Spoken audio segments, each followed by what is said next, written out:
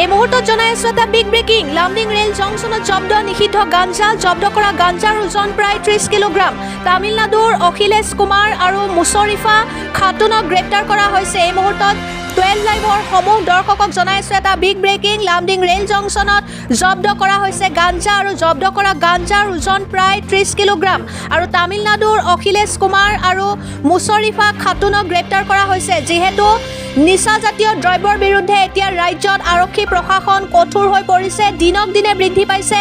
নিচাজাতীয় দ্ৰব্যৰ বিৰুদ্ধে আৰক্ষীৰ অভিযান আৰু এই অভিযানত আজি লামডিং ৰেল জংচনত জব্দ কৰিছে গাঞ্জা এক বৃহৎ পৰিমাণৰ গাঞ্জা জব্দ কৰে আৰক্ষী আৰু জব্দ কৰা গাঞ্জাৰ ওজন প্ৰায় 30 কিলোগ্ৰাম আৰু আটক কৰিছে তামিলনাডুৰ অখিলেশ কুমাৰ আৰু মুছৰিফা খাতুনক এই মুহূৰ্তত জনাইছো এই খবৰ লামডিং ৰেল জংচনত জব্দ কৰা হৈছে গাঞ্জা আৰু বৃহৎ পৰিমাণৰ গাঞ্জা জব্দ কৰিছে আজি লামডিঙত আৰু গাঞ্জাৰ ওজন প্ৰায় 30 কিলোগ্ৰাম আৰু